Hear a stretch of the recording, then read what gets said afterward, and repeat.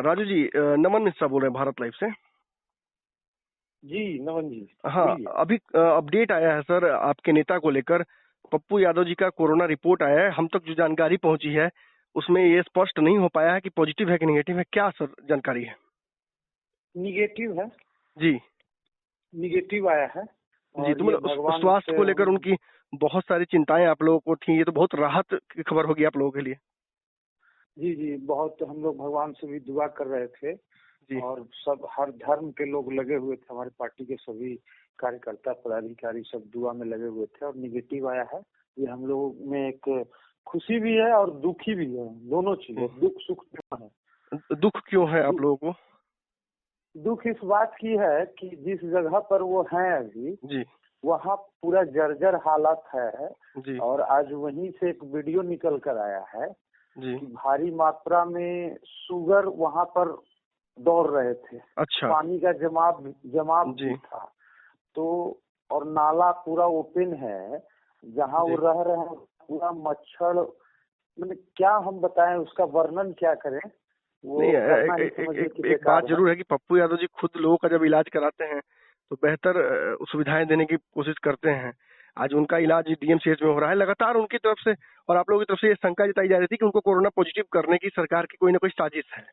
तो ये तो एक अपने आप में बड़ी राहत है। हालांकि आप जिस तरह से बोल रहे हैं, समस्याएं जो अस्पताल को लेकर हैं, क्या कुछ पता चला है आप लोगों को?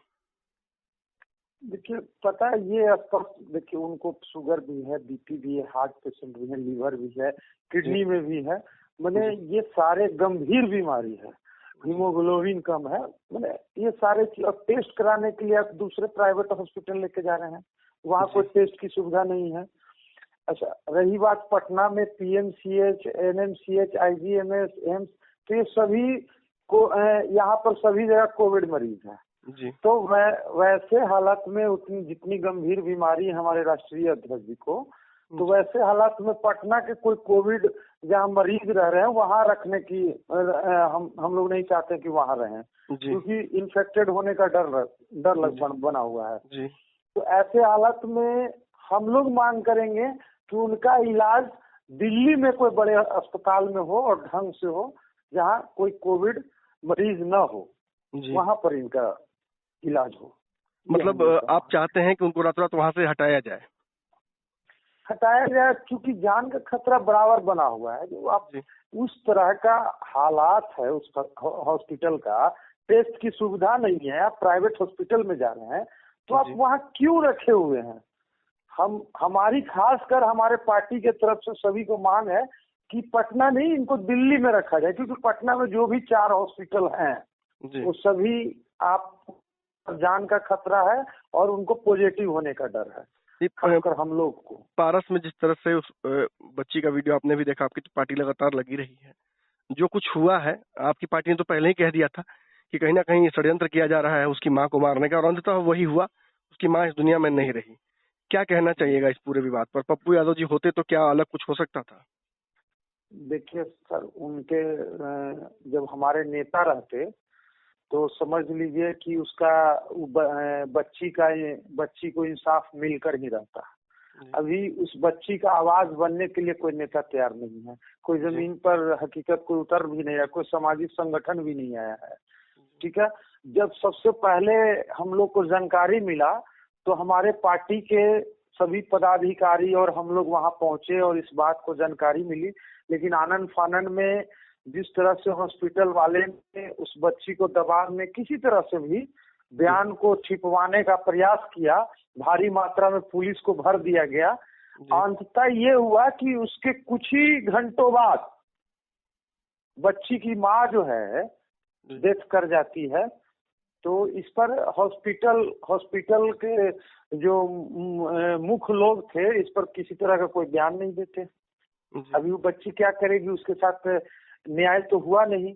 और जब हम लोग लड़ाई लड़ने गए तो वहाँ भारी मात्रा में भर कर हम लोग को हटा दिया गया। एक तरफ हम सरकारी अस्पतालों की बात करते हैं तो व्यवस्था बिल्कुल ही नहीं है। डीएमसीएच की तस्वीर से तो लगभग अब बड़े बड़े चैनलों पर, विदेशों के चैनलों में भी खबर चल चुकी है कि डीएमसीएच की हालत कितनी जर्जर है।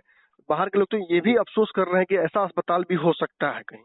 अब बात करते हैं पटना के पारस की, तो ये एक बड़ा अस्पताल है, हर तरह की सुविधाएं हैं, लेकिन लगातार पप्पू यादव जी इस अस्पताल पर आरोप लगाते आए हैं कि पेशेंट को बचाता नहीं है बल्कि मारता रहा है। बिल्कुल सर, इसमें सबसे बड़ी बात क्या है इस हॉस्पिटल में कि कोई कोरोना पॉजिटिव यदि भर्ती हो जाए 24 आवर के लिए जी, बिल आपका 2 से 3 लाख से नीचे नहीं रहेगा। ये कौन सा दावा दे रहे हैं भाई, कौन सा ये सुई लगा रहे हैं कि जिसका 24 घंटा का बिल 2 से 3 लाख रुपया दिया जाता है। तो ये इसका व्यवहार नेचर किसी के साथ, अब कोई गरीब है नहीं पैसा दे सकता है, तो आप कुछ समझिएगा ना, उसको डिस्काउंट करिएगा नहीं। तो यहाँ फिक्स है, कितना टाइट हो गया तो इतना आपको देना ही देना है, अन्यथा आपके डेथ बॉडी जो डेथ कर गए हैं उनको हम छोड़ेंगे नहीं, चाहे 3 दिन या 5 दिन रह जाए यही सड़ जाएगा। ये लोग का व्यवहार है। और ऐसे अस्पताल को गवर्नमेंट को अधिग्रहण कर लेना चाहिए या बंद कर देना चाहिए। नहीं, उस दिन भी आप लोगों ने मांग की थी, मुझे याद है स्पेसिफिकली आपकी पार्टी की तरफ से मांग हुआ था कि उस बच्ची की मां को अविलंब वहां से हटाकर किसी और अस्पताल में सरकार खुद शिफ्ट कराए, और नहीं तो कुछ बच्ची के साथ कुछ गलत हो सकता है उसकी मां के साथ, और वही हुआ। मतलब आपकी बातें सुनने भी, आप अच्छी राय भी दे रहे हैं तो लोग सुन नहीं रहे हैं। सुन नहीं, उस समय क्या हुआ कि बहुत लोगों ने कमेंट किया, बिहार की जनता ने, कि वो ऐसा हो ही नहीं सकता है, और कुछ ही घंटों बाद देखिए मौत हो गई। बिल्कुल, मतलब कहीं ना कहीं आपकी पार्टी हत्या कर दी गई। जो शक था आपको वो शक सही निकला। बिल्कुल सही निकला सर, क्योंकि ये आगे हम लोग को देखा हुआ चीज था, और जो जनता है बिहार की वो भी समझ रही थी इस बात को। कुछ लोग थे जिनको समझ में नहीं आ रहा था और वो गलत कमेंट कर रहे थे। नतीजा ये हुआ कि देखिए बच्ची की माँ चली गई, और साथ में अभी उसको न्याय भी नहीं मिलेगा। हम लोग सरकार से मांग करते हैं कि उस बच्ची को 50 लाख रुपया मुआवजे के तौर पर मिलना चाहिए, और उस हॉस्पिटल का पूरे एकदम करीबी से किसी हाई कोर्ट के न्यायाधीश के निगरानी में, और उसका जांच होना चाहिए अच्छी तरह से। अगर ये वीडियो पसंद आई और वह बिहार के राजनीति और बिहारियत से सरोकार रखेनी तो सब्सक्राइब बटन दबा के चैनल के सब्सक्राइब कर ली। ओजे एगो घंटी बा, ओकरा बटन दबा देला से कुल सटीक और मारक खबर रुआ मुफ्त में मिल जाई। अगर रुआ पत्रकारिता के हमनी के नया प्रयोग में सहयोग कर चाहतानी तो ज्वाइन बटन दबा दी। पेटीएम नंबर नोट कर ली 9386816700। धन्यवाद।